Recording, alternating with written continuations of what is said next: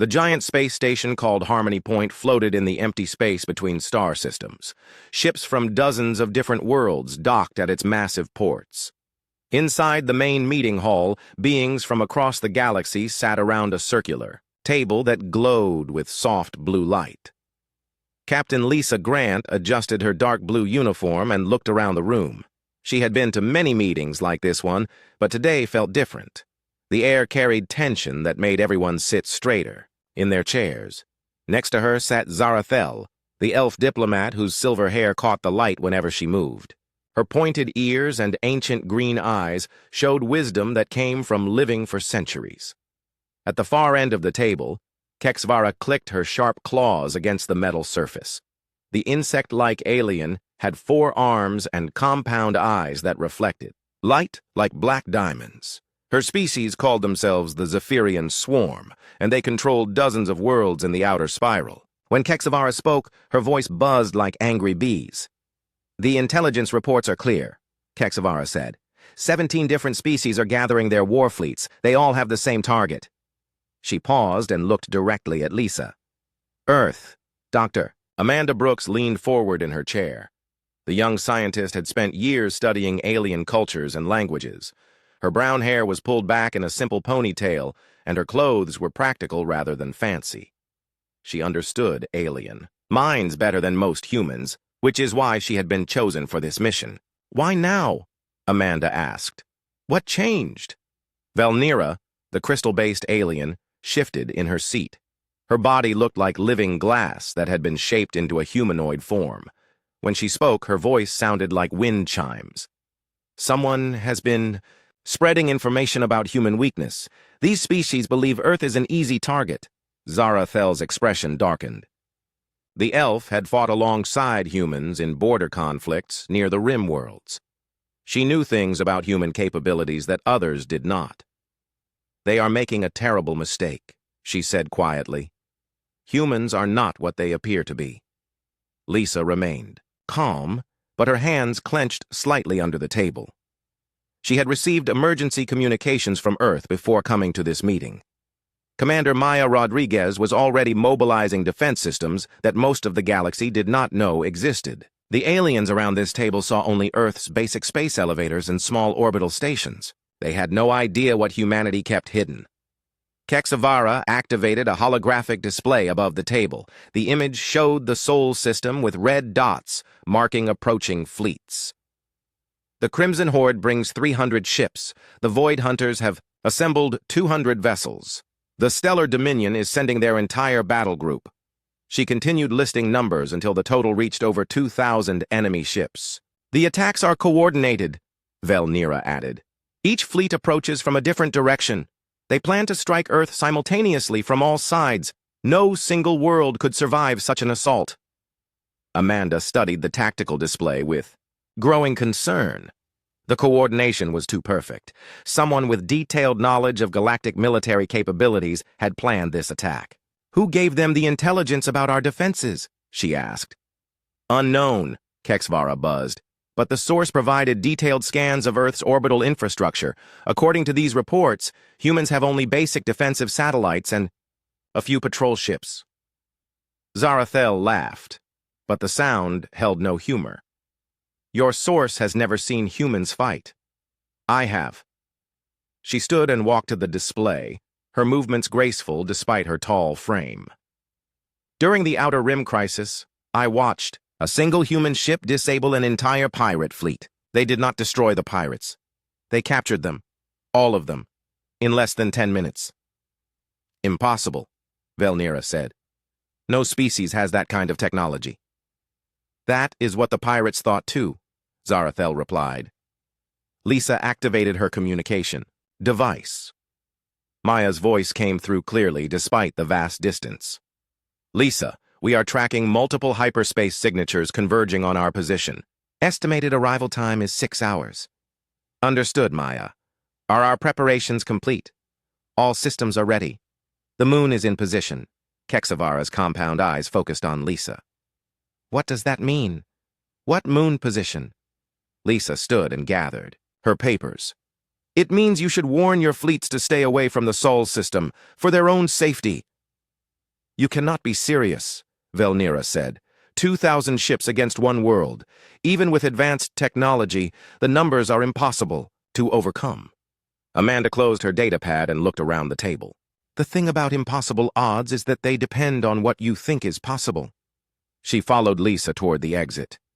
Zarathel remained standing by the holographic display. I have tried to warn you.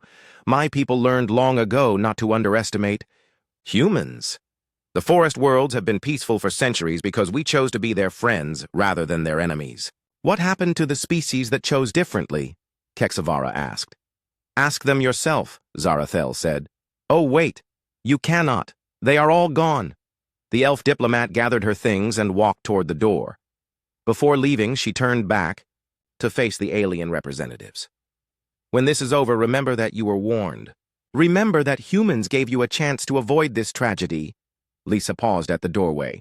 The Sol system will be closed to all traffic for the next 72 hours. Any ships that enter during that time will be considered hostile and dealt with accordingly. As the humans and elf left the meeting hall, Kexvara and Velnira exchanged glances. The insect commander activated her communication system and began issuing orders to her fleet. The crystal scientist started calculations on human defensive capabilities based on known technology. Neither of them noticed the small device that Amanda had left under the table. It would record everything they said and transmit the information directly to Earth's intelligence network. By the time the alien fleets reached the Sol system, human commanders would know exactly what they were facing and how the aliens planned to attack. The trap was set. Now humanity just had to wait for the prey to arrive. The 17 alien fleets dropped out of hyperspace at exactly the same moment. Kexavara stood on the bridge of her flagship, watching the tactical display with satisfaction. 2,000 ships had arrived in perfect formation around the Sol system. The blue planet Earth hung in space like a jewel, seemingly defenseless. Sensors detect minimal orbital activity, her second-in-command reported. A few space elevators, some communication satellites, and scattered debris fields. No significant military presence. Kexavara clicked her claws together in anticipation. The intelligence reports had been accurate. Humans really were as primitive as the data suggested. Signal all fleets. Begin the approach to Earth. Maintain. Attack formation. On the bridge of the crystalline hegemony flagship, Velnira studied her instruments with growing confusion. Her sensors showed the expected targets, but something felt wrong. The energy readings from Earth's moon were unusual. Increase scan resolution on the lunar surface, she ordered. Her science officer adjusted the controls. Commander, the readings are inconsistent. Sometimes the moon appears to be solid rock. Other times, our scans detect massive hollow spaces inside. Equipment malfunction, Velnira decided. No natural satellite could have such structures. As the alien fleets moved closer to Earth, their sensors began picking up new information. The communications satellites were more advanced than first scans had indicated. The orbital debris showed signs of artificial construction. Most disturbing of all, Earth's moon had moved. Kexvara stared at her navigation display in disbelief. Confirm lunar position, she ordered.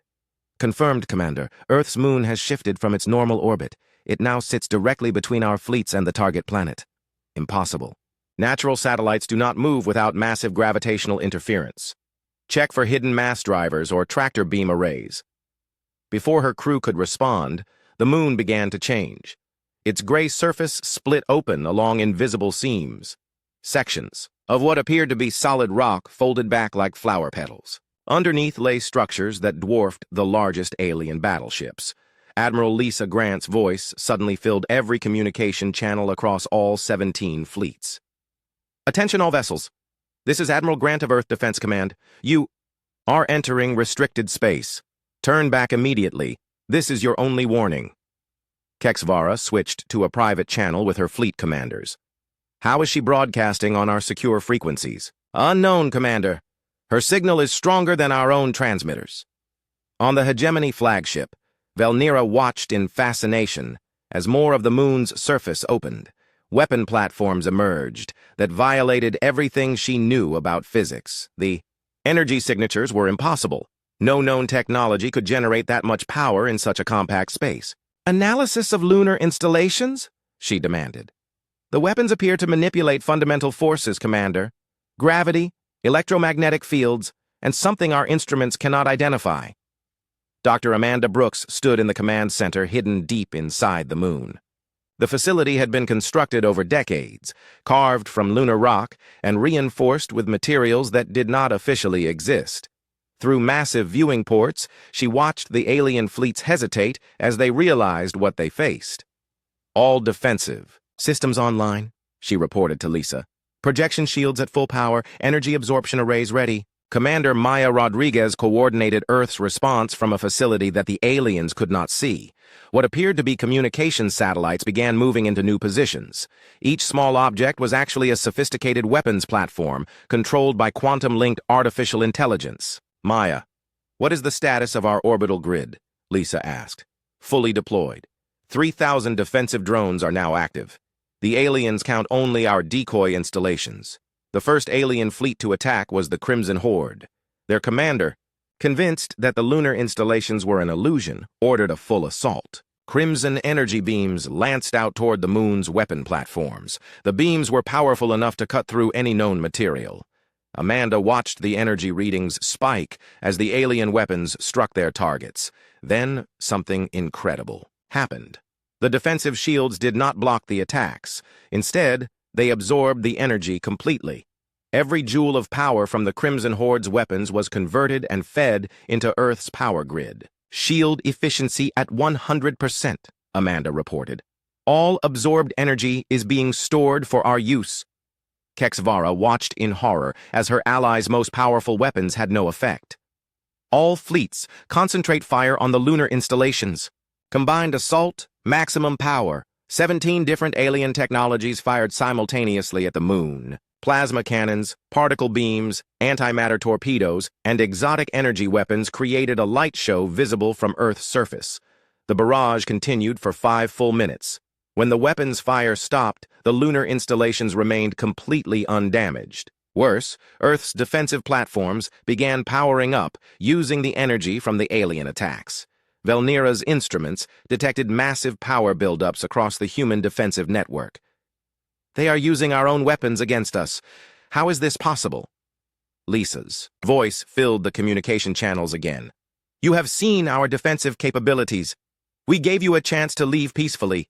Since you chose violence, we will respond accordingly. Maya activated the next phase of Earth's defense. The space debris that had been dismissed as junk began moving with purpose.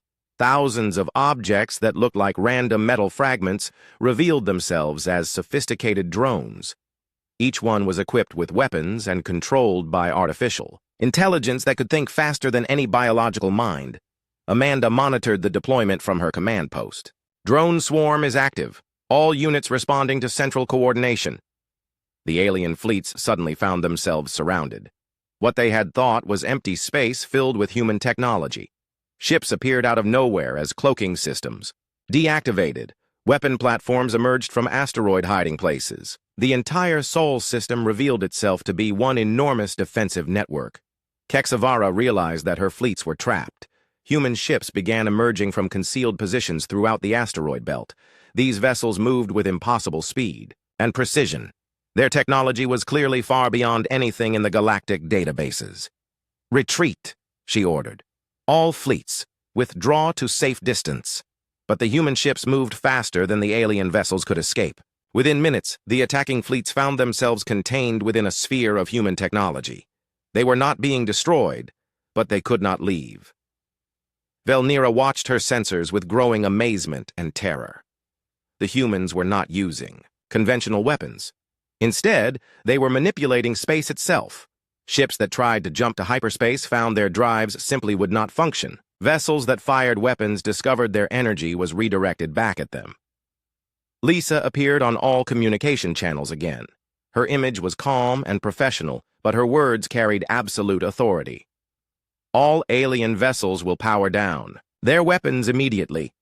Any ship that does not comply will be disabled. You came here expecting to find a defenseless world. Instead, you have discovered why Earth has never been successfully invaded. As the alien commanders reluctantly ordered their crews to stand down, they began to understand that they had made a terrible mistake. The humans had not just defended themselves. They had turned the entire Sol system into a trap. Every attacking fleet was now completely under human control. Amanda smiled as she watched the final alien ships surrender.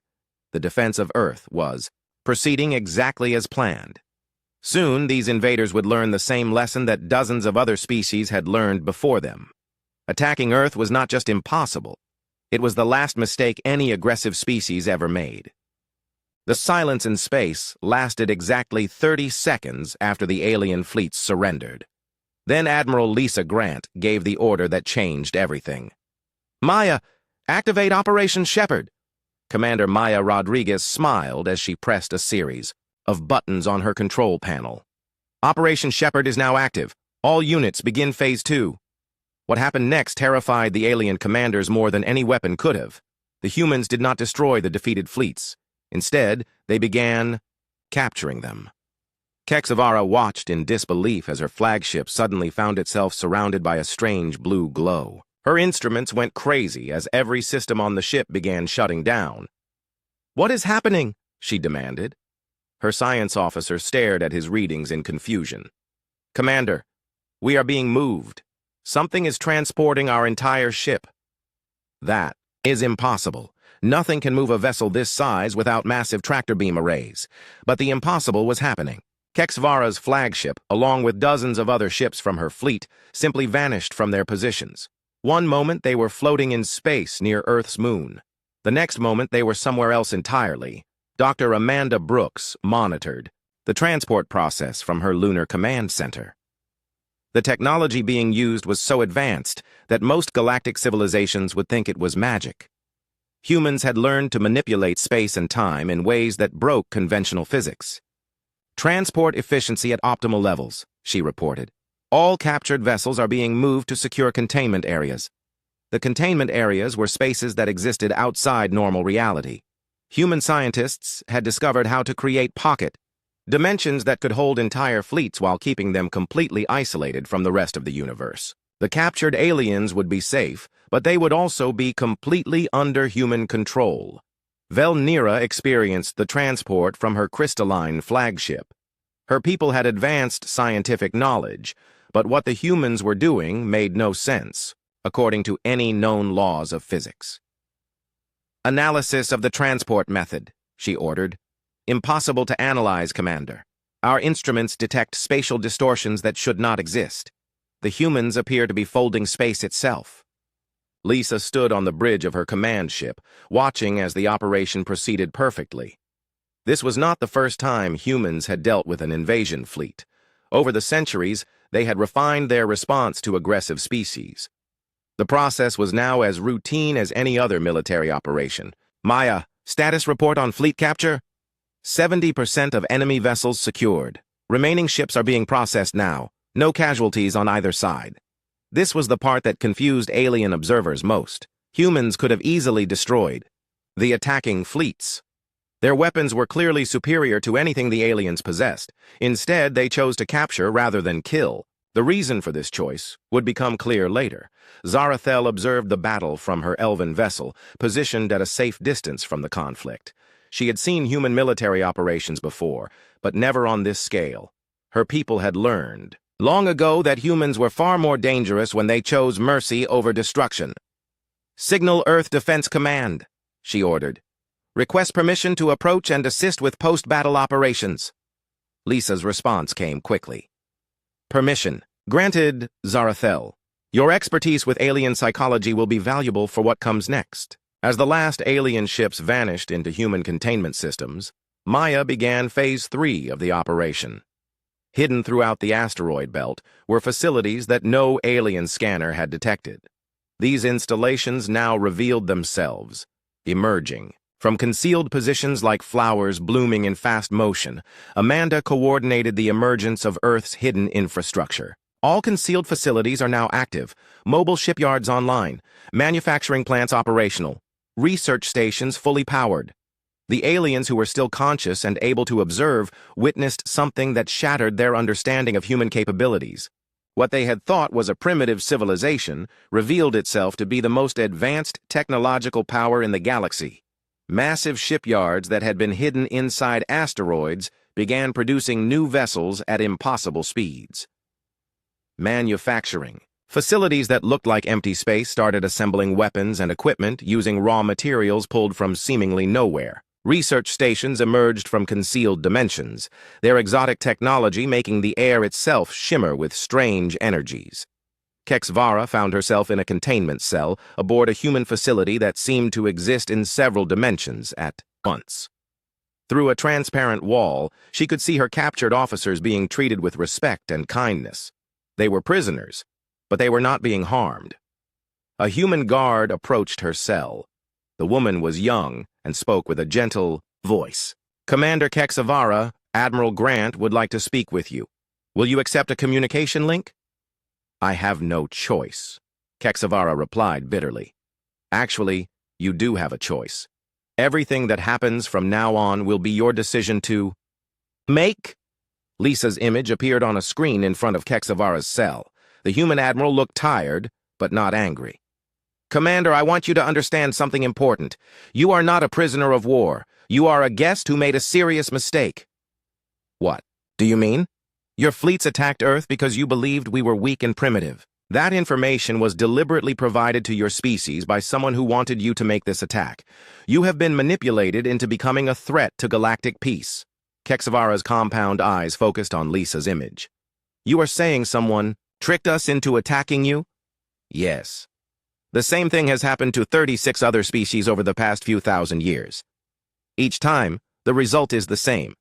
The attacking species learns too late that Earth is not what it appears to be." Maya joined the conversation from her command center. "Commander, we have been monitoring galactic communications for centuries.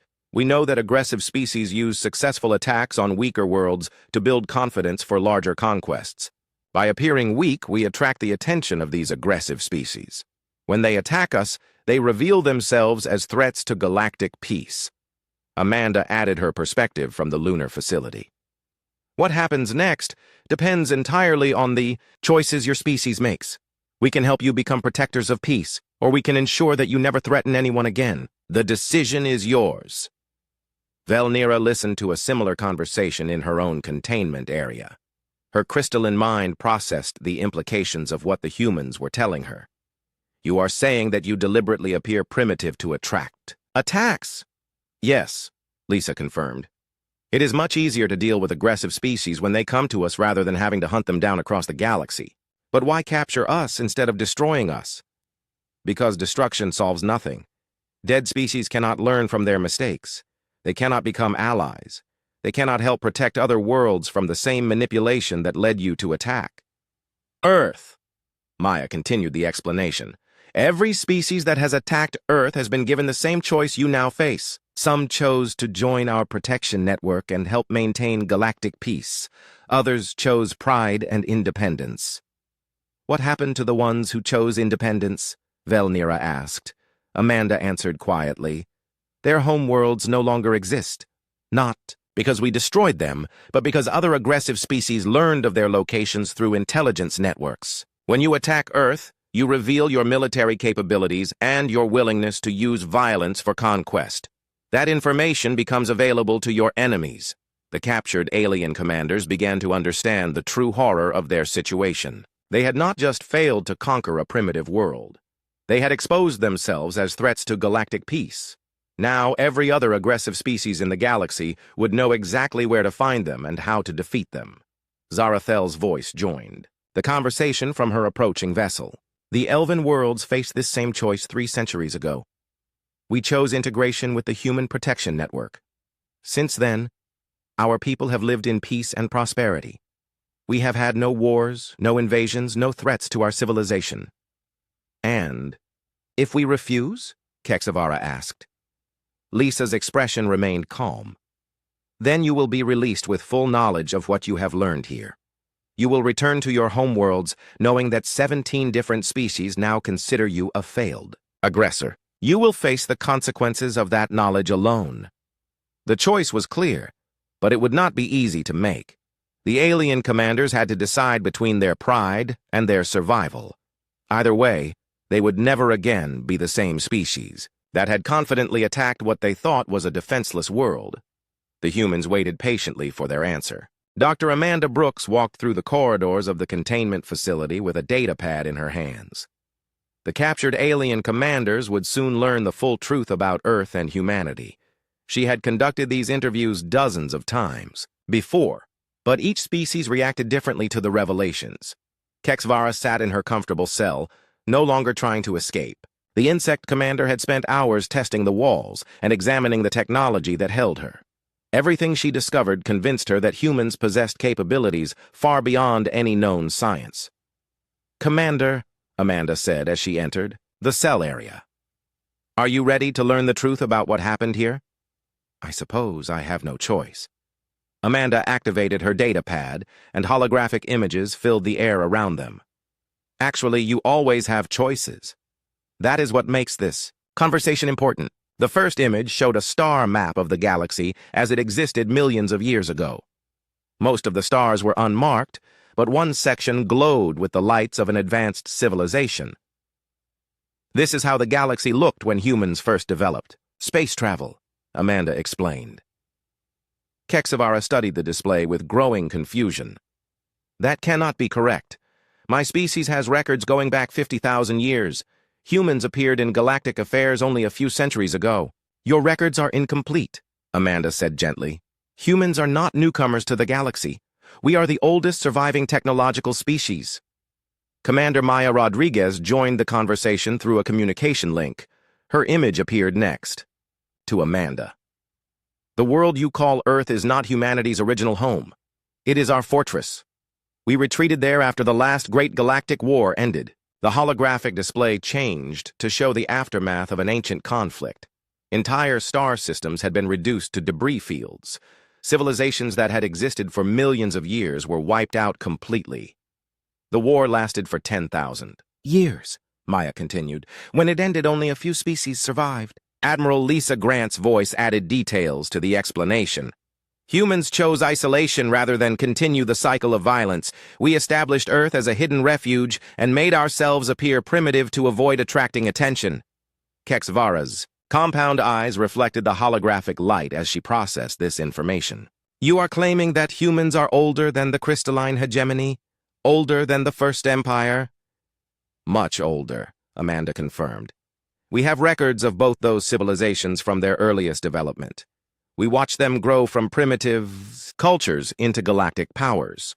The display shifted to show historical records that predated anything in galactic databases. Images of species that Kexvara recognized from ancient legends appeared as recent history in human archives. "How is this possible?" "Because we have been here the entire time," Lisa explained. "Every few thousand years, a new aggressive species discovers our location and assumes we are an easy target. They attack Earth expecting a quick victory. Instead, they learn that some lessons are very expensive." Maya brought up tactical data from previous invasion attempts. "Your species is the 37th to attack Earth. Each attack follows the same pattern. Intelligence reports convince the aggressors that humans are primitive and defenseless. The attack fails. The attacking species must then choose between cooperation and consequences." Amanda showed Kexvara the fates of previous invaders. Some images showed thriving worlds protected by advanced defensive networks. Others showed empty space where star systems used to exist. The choice is always the same. Join the Galactic Protection Network, or face the results of your aggression alone. In another part of the facility, Velnira experienced a similar revelation. Her crystalline intellect struggled to process the implications of what Dr. Amanda Brooks was telling her. "You are saying that the intelligence reports about human weakness were deliberately false?" "Not false," Amanda corrected. "Carefully crafted to appear accurate while hiding the complete truth. Human technology can appear primitive while actually being more advanced than anything else in the galaxy." Lisa's image joined their conversation. "We maintain a vast intelligence network throughout galactic civilization. When an aggressive species begins planning attacks on peaceful worlds, we make sure they receive information that leads them to attack Earth instead." "But why? Why not simply defend the other worlds directly?" Maya answered from her command center. "Because aggressive species learn from failed attacks on defended worlds. They develop better weapons and tactics. When they attack Earth, they do not get the chance to learn anything useful. Amanda activated another holographic display. Every species that attacks Earth reveals detailed information about their military capabilities, their political structure, and their willingness to use violence for conquest. We share this information with their enemies and neighbors. Velnira watched in fascination as the display showed communication networks spanning the entire galaxy. Human listening posts hidden in asteroid fields monitored every major civilization. Analysis centers processed vast amounts of data about political developments and military buildups. You have been watching everyone. We have been protecting everyone, Lisa corrected. Aggressive species that attack peaceful worlds create instability across entire sectors. By attracting their attention to Earth, we remove them as threats to galactic peace. In a separate area of the facility, Zarathel met with both alien commanders. The elf diplomat served as a witness to the formal choice ceremony that would determine their species' futures. Her silver hair caught the light as she moved gracefully between the two cells. I want both of you to understand what you are being offered, Zarathel said. The elven worlds faced this same decision 300 years ago. We had attacked what we thought was a human colony world. We learned too late that we had assaulted Earth itself. Kexavara looked at the elf with new respect. Your people also made this mistake? We did. And we chose integration over pride. Since that day, the forest worlds have been among the most protected and prosperous in the galaxy. We have contributed our knowledge and abilities to the Galactic Protection Network. In return, we have complete security from external threats. Velnira asked the question that both commanders were thinking.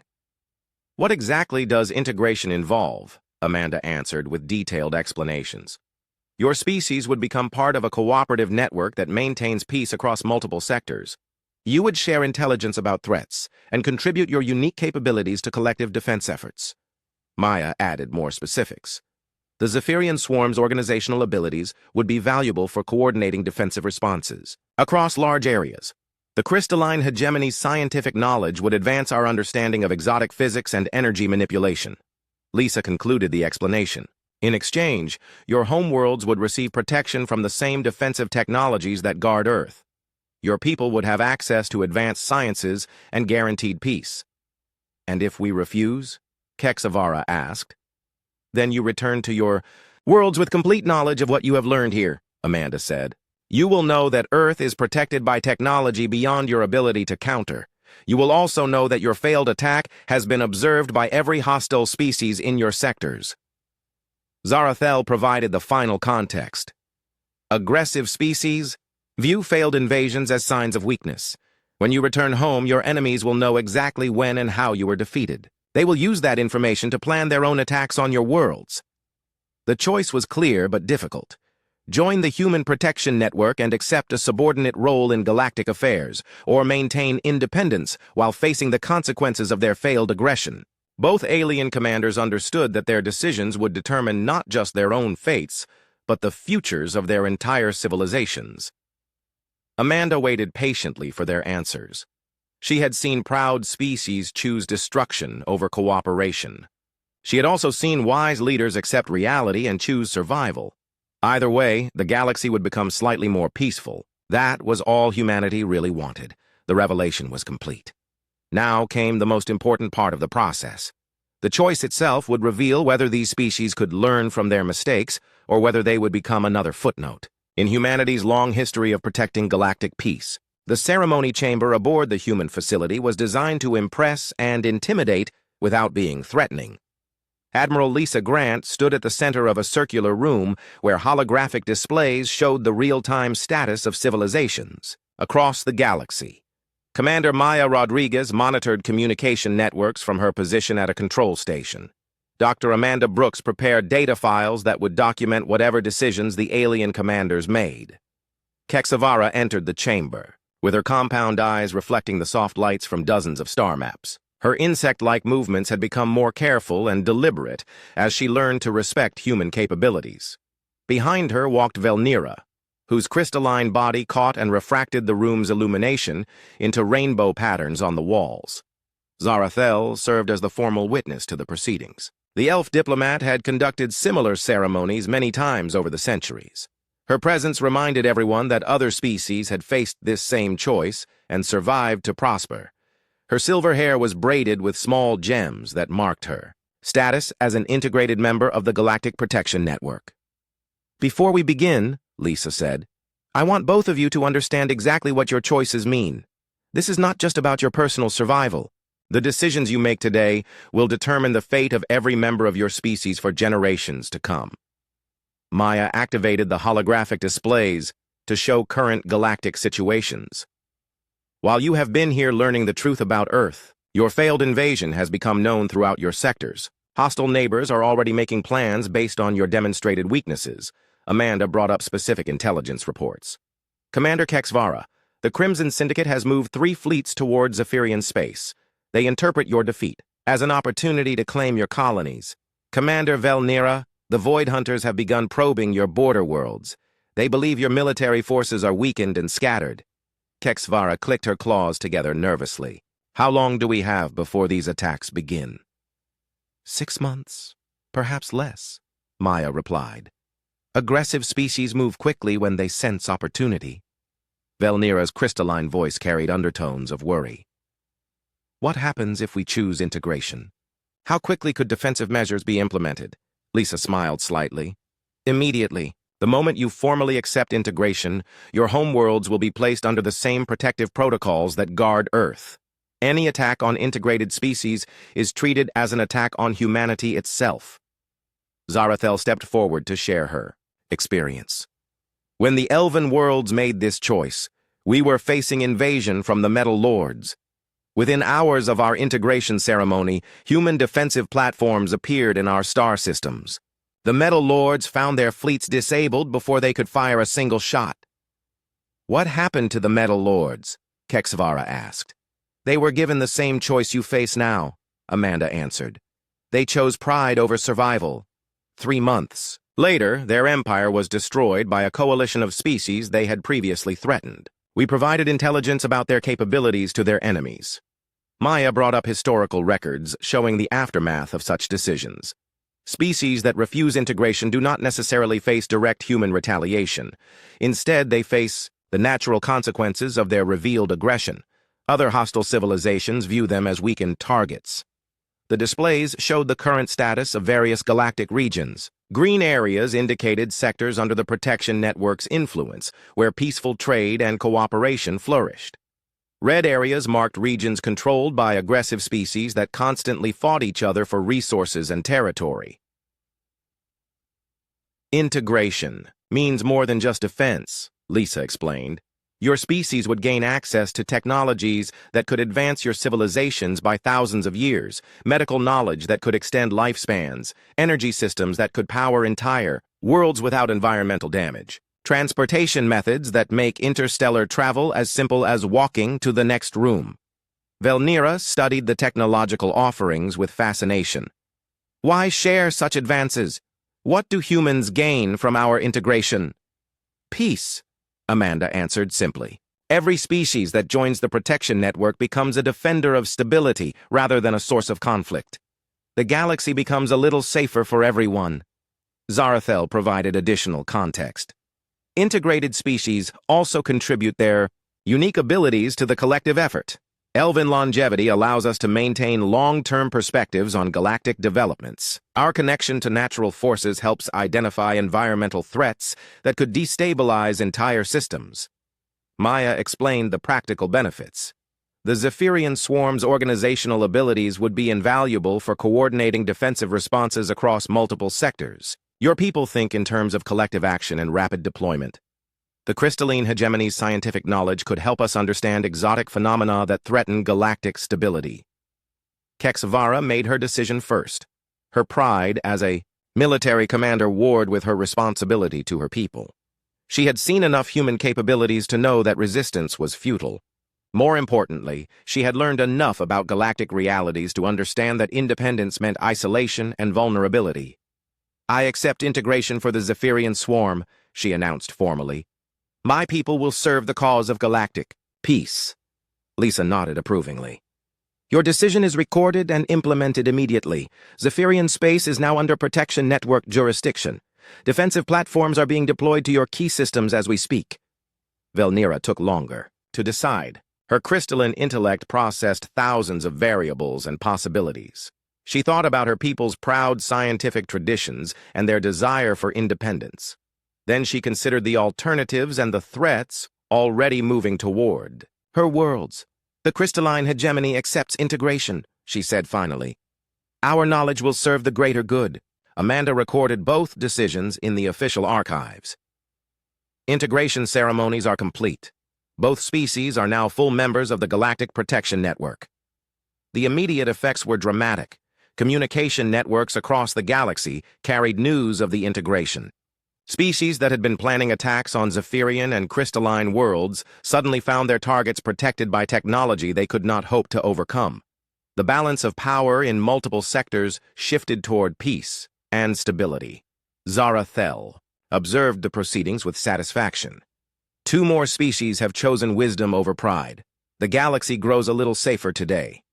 But the work was not finished. Maya's monitoring stations detected new threats already forming in distant sectors. Intelligence reports showed another aggressive species gathering forces for an attack on peaceful worlds. The pattern was beginning again. Lisa reviewed the incoming data with practiced efficiency. Dr. Brooks, begin preparing intelligence packages for the Stellar Dominion. Make sure they receive accurate information about Earth's primitive defensive capabilities. Amanda smiled as she began crafting the misinformation that would lead another aggressive species to make the same mistake that Kexvara and Velnira had made. Intelligence packages prepared. The Stellar Dominion should receive their first reports within the week. Maya updated the tactical displays to show the new threat assessment. Estimated time until the Stellar Dominion attacks Earth: 6 months. Recommended response: Operation Shepherd Protocols, standard deployment. Zara Thel prepared to return to her diplomatic duties. I will monitor Stellar Dominion communications and provide analysis of their decision-making processes. The newly integrated commanders watched this preparation with amazement. They were witnessing the human protection system in action. Earth served as bait to attract aggressive species. Failed attacks led to integration or elimination. The galaxy became more peaceful with each cycle. Kexvara realized that her people had not been defeated in battle. They had been recruited into something far greater than military conquest. The Zephyrian swarm would now help protect countless peaceful worlds from the kind of aggression they had once represented. Velnira understood that her species' scientific knowledge would contribute to discoveries that could benefit the entire galaxy. The crystalline hegemony's pursuit of knowledge would continue, but now it would serve the cause of universal peace rather than territorial expansion. As the ceremony concluded, Admiral Lisa Grant looked out at the stars through the facility's viewing ports. Somewhere out there, another aggressive species was making plans to attack what they thought was a defenseless world. They would learn the same lesson that 37 previous species had learned. Earth continued its ancient vigil, appearing weak and primitive to new threats, while maintaining galactic peace through careful application of overwhelming force. The aliens had finally learned why no one survives an attack on Earth. Not because humans were particularly violent, but because they had turned planetary defense into an art form refined over millions of years of practice. The galaxy was safe for another day. Tomorrow would bring new challenges, but humanity was ready for them. They always were.